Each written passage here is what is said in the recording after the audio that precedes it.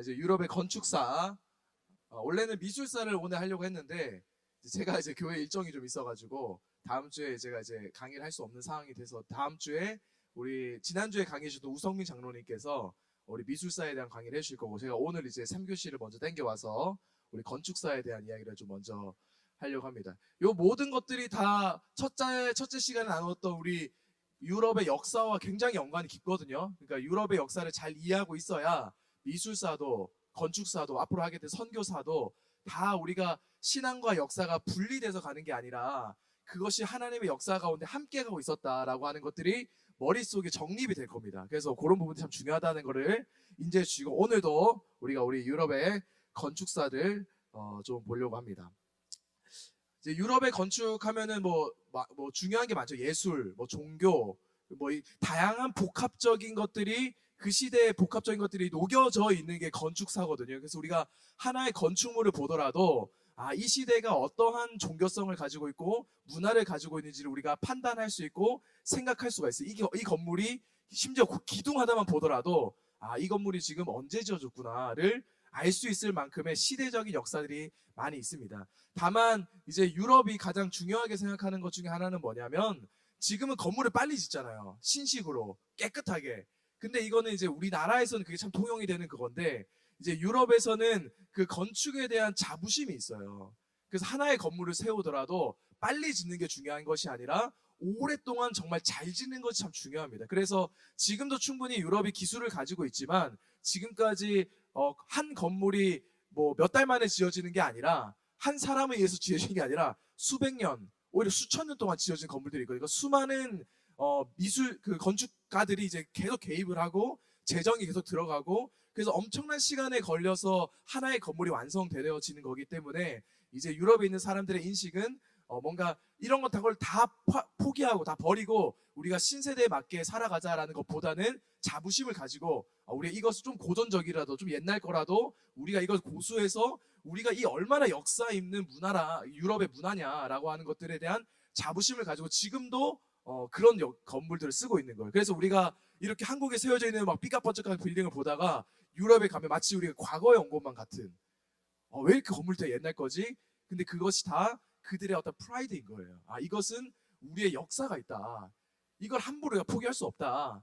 라고 하는 마음을 가지고 지금도 불편하더라도 그들은 그 건물을 유지해 쓰고 있고, 그 건물이 얼마나 튼튼하게 잘 지어졌으면 아직까지도 쓰고 있겠어요. 그러니까 함부로 그 건물을 짓지도 않고 함부로 빨리 짓지도 않고 천천히 오랫동안 또 그런 자부심이 있다라는 것을 우리가 인지하고 이제 유럽에 가셔서 우리 건물들을 이제 하나하나씩 보는 게 단순히 1, 2년 만에 지어진 건물들이 아니라는 거, 최소 10년, 길게는 100년 이상으로 걸려진 거라는 거를 여러분들 인식하시고 그 건물을 봤으면 좋겠어요. 어느 건물을 보든지 간에. 일단 첫 번째 우리 이제 다양한 우리 건축들이 이거는 유럽의 역사를 했기 때문에 역사적인 순서에 따라서 건축이 발전되어져 간다라고 하는 것들을 좀 제가 짧게 이야기를 할게요. 첫 번째 이제 우리가 문명, 우리가 4대 문명 이야기하면서 그리스로부터 시작했는데 헬레니즘과 헤브라이즘으로 그리스 건축이 첫 번째. 그리스 건축에 제일 중요하게 봐야 될 것이 바로 저 주범이라고 얘기하는데 쉽게 표현하면 기둥입니다. 기둥들이 발전해 간다라는 거예요. 처음에는 도리아식으로, 그다음 아이오니식으로, 코린트식으로 이제 기둥들이 발전해 가서 점점 보시면 아시겠죠. 중에 단초롭다가 아이오니식 되면 조금 더 화려해졌다가 코린트식 되면 더 화려해졌다가, 그래서 여러분들이 이제 기둥을 보게 되면 이게 지금 그리스 시대로부터 건축된 거구나. 그래서 제가 옆에 이제 샘플로 나온 게 그 판테온 신전, 누가 봐도 이제 도리아식. 그러니까 이거 딱 보면 이것이 그리스 시대의 건물이구나. 엄청나게 오래된 수천 년이 지난 건물이구나라고 하는 것들을 우리가 보게 되는 거예요. 그리고 실제로 이제 요거는 이제 화질이 안 좋아서 잘 안 보이지만 실제로 우리가 가게 되면 더 선명하게 보이는 거거든요. 왜냐면 내 눈앞에 기둥이 있으니까. 기둥이 이렇게 일직선으로 됐냐, 그리고 아이노식 됐냐, 코린트식으로 됐냐를 보면서 이게 그리스 때 만들어준 거구나, 그리스 건축의 특징이구나 라고 하는 것들을 보시면 좋을 것 같아요. 두 번째는 그 다음 시대입니다. 이제 우리 역사는 다 했으니까 우리 그리스 다음에 로마가 발전을 하죠. 로마는 이제 로마에서 제일 중요한 거는 아까는 이제 기둥이었다면 이제 로마에서 중요한 거는 볼트라고 하는데 이제 천장입니다. 천장과 기둥을 어떻게 활용했느냐. 이게 이제 이 로마식 건축의 가장 큰 특징이거든요. 그래서 이제 가장 크게는 이제 반영, 반 원통, 그 전체 돔, 그리고 이제 크로스 볼트라고 하는데 이거는 이제 실제로 저 사진도 조금 이제 이해가 잘 안 될 수 있고 실제로 가시면서 보면 그러니까 저게 다 기둥 그 지붕이에요. 반 원통도 그렇고 돔도 그렇고 크로스 볼트가 다 기둥 이제 지붕이고 거기에 밑에 이렇게 다 기둥들을 세워가지고 원통을 만드는 거거든요. 실제로 우리가 이런 것들 보게 될 거고 이런 것들이 특징이다. 뭐 예를 들어서 이제 우리가 실제로 가게 될 것이죠. 우리 콜로세움도 우리가 볼 거고 포로 로마노도 볼 거고 성 베드로 성당도 보면 이제 미션입니다. 이제 가셔서 직접 보세요. 이걸 보면 뭐 우리 콜로세움만 보더라도 보기 지금 반 원통이 있잖아요. 반 원통에 기둥들을 세워서 여러 개의 반 원통이 있고 우리 성 베드로도 보면은 가운데 구형이 있어요. 구형에 이제 기둥을 세우고 또 반 원통이 또 이어져 있어요. 그래서 정답을 뭐 미리 말씀을 드릴 수는 없지만 가시면서 한번 보세요. 이게 로마 시대에 세워진 건물들인데 이게 하나의 특징만 있지는 않아요. 한 건물에 뭐 반원통만 해서 다 반원통만 지었다 이런 건 아니고 뭐 우리 성 베드로 성당도 보면 알겠지만 구형도 있고 동시에 반원통도 있고 또 우리 콜로세움도 가시면 보면 알겠지만 반원통도 있고 또 가시 보면 이제 크로스도 있어요. 크로스 볼트도. 그러니까 그런 것들을 이제 실제로 가서 보시면서 이것이 로마 시대 때 요거를 보니까 이 건물은 로마 시대 때 건축된 거구나. 로마 시대로부터 아직까지도 이렇게 있는 거구나. 우리가 이거 세 가지는 다 실제로 보러 가는 것들이니까 실제로 가셔가지고 이 어떠한 이 원통형으로 잘 되어 있는지를 잘 한번 보시면 좋을 것 같아요. 세 번째는 그렇게 하고 나서 우리가 뭐 밀라노 칙령 이후에 우리 그 콘스탄티노플 대제로 인해서 기독교가 국교화되면서 우리 기독교가 발전하기 시작하잖아요. 국교되면서 그러면서 이제 로마 시대 안에서 이제 초기 기독교가 이제 발생이 되는데 이 기독교가 항상 처음에 시작이 될 때는 그 문화적인 예술들이 이게 많이 기독교 안에 접목이 되지는 않았습니다. 그래서 쉽게 표현하면 막 지었어요. 그냥 그 시대의 문화에 맞게. 그래서 여기도 보면 아시겠지만 뭐 내용에도 제가 적어놨지만 기본적으로 로마 그러니까 초기 기독교 예배당의 기본 형태는 바실리카, 그러니까 왕궁을 짓는 것처럼 짓고 또 반대로 기둥은 그 신전 기둥처럼, 그러니까 왕궁과 신전을 그냥 짬뽕해서 이제 막 지은 거예요. 그게 이제 초기 기독교 건물인 거거든요. 근데 이제 그런 짬뽕들이 너무나도 놀랍도록 새로운 건축학이 되어지는.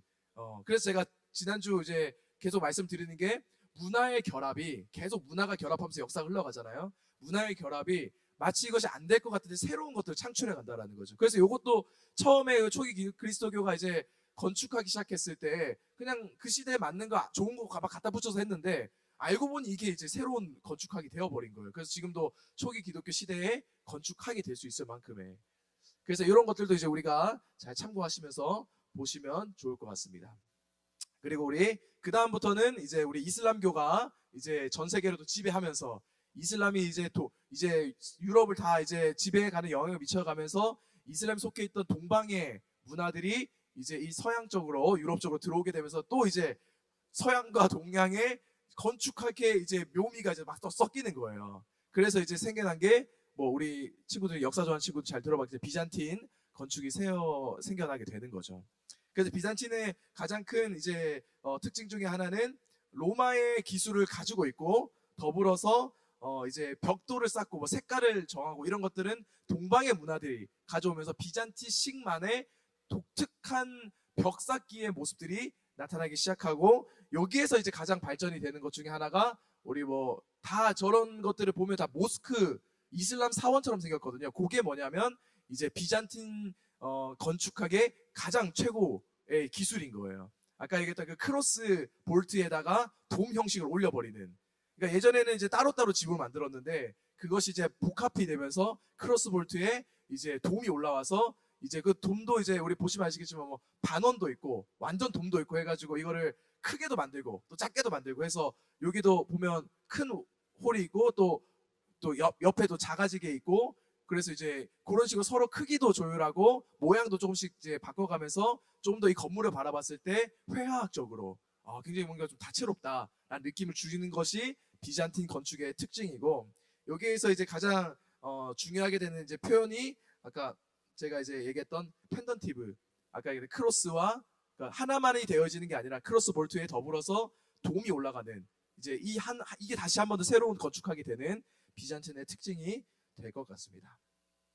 뭐 이슬람교가 들어왔다고 해서 로마가 망하진 않아요. 로마가 그래도 중세 1000년 이상을 끌고 왔던 대제국이기 때문에. 그리고 나서 또 이제 발달해 가는 게 로마네스크 건축이고, 요거는 이제 뭐 가장 우리 이제 두오모 성당도 다 가게 될 텐데, 제일 중요한 거는 요때 탄생된 게 종탑이라는 거죠. 그래서 우리도 지금 뭐 한국 교회는 이제 뭐 종탑이 많잖아요. 그래서 우리도 이제 종탑이 있다 그러면 이거는 로마네스크 시대에 건축이 된 거구나. 이게 가장 중요한 특징이다. 그래서 우리 두오모 성당도 가게 되면 맨 위에 종탑이 있어요. 그러면 이제 보면서 이거는 로마네스크다. 이런 것들을 우리가 기억하면 훨씬 더 유익하겠죠. 네, 그 다음이 이제 발달되는 게 이제 로마의 중세로 넘어오면서 이거 뭐 너무나도 유명한 거라 이제 고딕 건축이죠. 뾰족뾰족한 거. 이게 여기 이제 우리 한국 교회도 처음 많이 들어왔잖아요. 그래서 우리 한국 교회도 많이 뾰족뾰족하게 많이 지었는데, 그러니까 이제 이때 당시에 이제 이 고딕 문화 자체가, 고딕 건축 자체가 모든 건축들을 이제 좀 뾰족뾰족하게 짓는. 그래서 이제 우리가 아쉽게도 이번에는 이제 우리가 갈 수는 없겠지만 이제 참고를 이제 하시라. 그래서 이런 이제 건축학들이 이제 발전되어 왔다. 그래서 고딕 건축은 이제 그래도 이제 뭔가 건물들이 이제 좀 뾰족뾰족하게 만들어 가는 거, 이제 그런 것들이 좀 특징이다라는 거 생각을 좀 해주면 될 것 같아요. 그리고 그 다음이 이제 르네상스로 이제 넘어갑니다.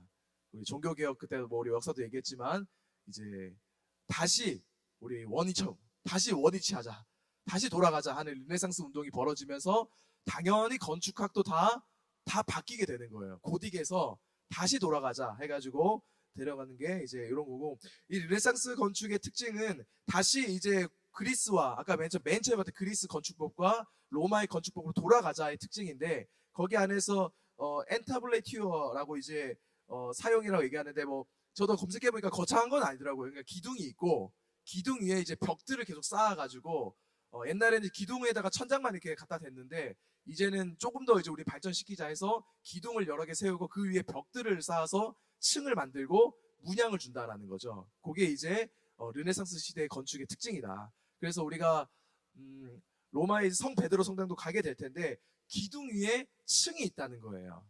여러 개의 층들을 두고 그 층마다 모양을 줘서 예쁘게, 예쁜가 보다 사람들로 보기에 고전으로 돌아는 가지만 그래도 고전과는 뭔가 다르구나, 뭔가 조금 더 특징이 있구나라는 것들을 나타내 주는 게 르네상스의 특징입니다. 그리고 이제 바로크는 이제 웅장해지는 거죠. 점점 이제 바로크 건축이 이제 역사적으로 가장, 여기서는 양감형, 이렇게 양감적이라고 썼는데 양감이라는 단어의 의미를 아시죠? 완성형이다라는 거거든요. 그러니까 뭐 여러 가지 뭐 건축도 했다가 다시 돌아도 갔다가 막 이렇게 하면서 결국에는 양감적, 뭐 조명이 됐든지 부피가 됐든지 두께가 됐든지 모든 것들이 다 함축적으로 들어가면서 가장 완성형을 이루어가는 것이 양감형이다 이야기하고, 바로크 건축의 특징이 바로 이 양감형이라는 거예요. 그래서 부피도 점점 커져요. 부피도 커지고 길어지고 뭐 커지고 화려해지고, 그래서 이제 모든 요소들이 복합적으로 돼가지고 양감형이 됐다. 그래서 이제 이제 건축이 완성이 됐구나, 더 이상 역사는 건축하지 않아도 되겠구나 했는데, 이제 그게 또 아니라는 거죠. 또 막상 이게 완성형이 됐다고 해서 뭐 인간이 완성한 완성이기 때문에 불완전한 거죠 항상. 그러니까 그 다음에 일어나는 게 뭐냐면 이제 로코코 건축이 일어납니다. 바로크 양식이 이제 르네상스에 비해서 굉장히 규모도 커지고, 그리고 이제 전체의 어떤 부분들이 점점 더 커지면서, 야 이렇게 화려하게 멋지게 뭐 틀린 거 없이 일편한줄 막 잘 됐구나 이렇게 하다가 갑자기 이제 왕권이, 뭐 역사 우리 공부했죠? 왕권이 완전히 무너지면서 귀족층들이 이제 살아나기 시작해요. 왕권이 죽으면서 귀족들이 살아나면서, 귀족들이 어떻게 얘기를 하냐면, 왜 나라를 위해서만 이렇게 예쁜 건물을 지어야 되냐, 나 자신을 위해서도 짓겠다, 나 개인을 위해서도 건물을 짓고 싶다 라고 해서 귀족들이 막강한 재산을 가지고 본인들이 원하는 건물들이 시작해요. 그게 바로 로코코 양식의 특징입니다. 그러다 보니 여기 로코코 양식이 들어오면서 처음 등장하게 되는 게 곡선. 그러니까 뭐 여성이 아름다운, 뭐 저는 이렇게 적어놨긴 했지만 여성이 아름다운 뭐 이런 것들, 그러니까 곡선이 들어가기 시작했다는 로코코 넘겨야 되겠네요. 로코코 양식 보면, 간드도 보면 원래는 이게 막 딱 직사각형 착착착착 뭐 뾰족뾰족 이렇게 해야 되는데, 이 로코코 양식이 들어오면서 이제 개인의 취향이 들어가기 시작하는 거예요. 귀족들의, 내가 짓고 싶은 대로, 내 권력이 있으니까, 내 돈도 있으니까. 그리고 이제 그래서 뭔가 아름다움을 묘사하려고 그러고 한 번도 시도하지 않았던 곡선들이 막 등장하기 시작하고 그러면서 이제 건축 양식이 또 귀족들에 의해서 이제 변화가 되어지기 시작하는 게 로코코 건물의 양식입니다. 그리고 우리 10번은 신고전주의인데 마찬가지예요. 이렇게 아까 얘기했던 바로크 양식에서 엄청나게 완성시켰고 왕권이 약화되면서 귀족들이 자기의 힘을 갖게 되면서 로코코 양식 건축을 만들었고 그래서 뭐 다 잘 되는 줄 알았더니 다시 역사는 항상 이제 돌아간다고 다시 시작되는 거 신고전주의. 다시 고전으로 돌아가자. 야 우리 뭐 이렇게 뭐 새로 만들어 봤는데 뭐 또 해보고 뭐 융합도 되고 해봤는데 그거 아닌 것 같아. 다시 돌아가자 해가지고 다시 이제 신고전주의에서 바로크나 로코코의 그 과장되고 뭔가 아름다움을 얘기하려고 했던 그것을 벗어나서 맨 처음 고대 그리스와 고대 로마의 그 고전으로 돌아가자. 돌아가서 새로 우리 다시 한 번 더 시작해보자 라고 하는 것이 신고전주의 시대입니다. 그래서 그때 이제 우리 뭐 신대륙 아까 우리 방 교수님 얘기했지만 신대륙도 발견하게 되고 산업혁명도 일어나게 되면서 강대한 부가 이제 유럽에 이제 미치게 되면서 이제 다시 신고전주의가 활발하게 힘을 얻게 되고 곡선 이런 거 이제 다 사라지고 다시 이제 기둥과 천장과 이제 이렇게 수직적 이렇게 딱 예쁘게 짓는 것들이 이제 완성이 되고 그런 거에 대한 대략 샘플들이 이제 여기 있습니다. 아쉬운 건 제가 준비하면서 느끼는 거지만 다 가보지 못해서 나중에 이 자료들은 소장을 어차피 만들어 드리니까 소장을 하셨다가 다음에 내가 이제 다시 한번 다른 데 가보고 싶다 했을 때 좀 참고하시면 좋겠다라는 생각이 듭니다. 그리고 마지막은 이제 우리 낭만주의 건축입니다. 그래서 아까도 이제 신고전주의 다시 우리 고대 그리스와 로마로 돌아가자라고 얘기했다가 또 이제 바뀌는 거예요. 낭만주의는 고전주의에 반대해서 그때가 아니다. 중세다 중세. 고대가 아니다. 신고전주의는 다시 고대로 돌아가자인데 고대로 돌아갔더니 또 이제 이 시대는 고대가 아니야. 중세로 돌아가야 돼. 그래서 다시 중세로 돌아가는 게 낭만주의인 거예요. 그래서 이제 중세 시대의 가장 큰 특징이 자유주의잖아요. 자유주의 신학도 뭐 그때도 많이 생기고 이때 얘기하죠. 그러니까 중세 시대 개인의 아름다움과 개인의 어떤 뭐 미와 이제 그런 것들이 중요했던 그 중세 시대로 돌아가자라고 해서 다시 글로 돌아가서 중세 시대 역할들을 다시 한 번 더 끌어올리고 개인적인 감성들을 자유롭게 추구하고 뭔가 고전적이고 정형화됐던 거 이제 이렇게 하지 말자, 얽매이지 말자 이런 거 다 없애고 우리 개인의 특징들을 한번 살려보자 하면서 지어져 갔던 게 낭만주의의 건축입니다. 그래서 그런 된 대표적인 것들을 이제 제가 여기다 적어놨고 제가 이제 빠르게 이렇게 지나가는 이유는 우리가 보러 가는 곳이 아니기 때문에 나중에 혹시라도 뭐 프랑스의 다른 곳이 됐던 뭐 이렇게 좀 더 시간이 내셔서 이제 뭐 이렇게 일정들이 다시 되었을 때 혹은 뭐 교회에서 마찬가지고 다음에 다시 일정들은 조용할 때 이 자료를 참고하셔서 참고하면 좋겠다. 그러니까 요 제가 방금 말씀드렸던 이 1번부터 11번까지의 모든 고대 건축 양식의 발전 과정은 나눠드린 자료에도 다 있어요. 굉장히 이제 잘 정리가 되어 있으니까 한번 쭉 읽어보시고 우리가 실제적으로 가서 보게 됐을 때 뭐 포로 로마노나 아까 얘기했던 뭐 콜로세움이나 이제 그런 예전의 건축물뿐만이 아니라 뭐 성 베드로 성당 지금도 있는 그런 성당들을 보게 되면서 이게 이러한 문화 가운데 이러한 시대적 기법 가운데 건축되어졌구나라는 것들을 우리의 눈으로 실제로 보고 그러면 훨씬 더 그 건축에 대한 의미들도 발견하게 되고 기둥 모양만 봐도 이제 예전에는 그냥 기둥 모양 기둥들이 많네 이게 아니라 기둥의 모양이 이렇게 돼 있네. 뭔가 꾸며져 있네. 뭔가 더 화려해져 있네. 기둥 위에 크로스 볼트가 있네. 기둥 위에 반원통이 있네. 기둥 위에 뭐 돔이 있네. 이런 것들을 보면서 이제 우리가 새롭게 접근할 수 있는 거죠. 이 시대에 만들어진 거구나. 바로 이때 만들어진 거구나. 라고 하는 것들을 우리가 좀 새롭게 보면 도움이 훨씬 더 잘 되지 않을까 싶습니다.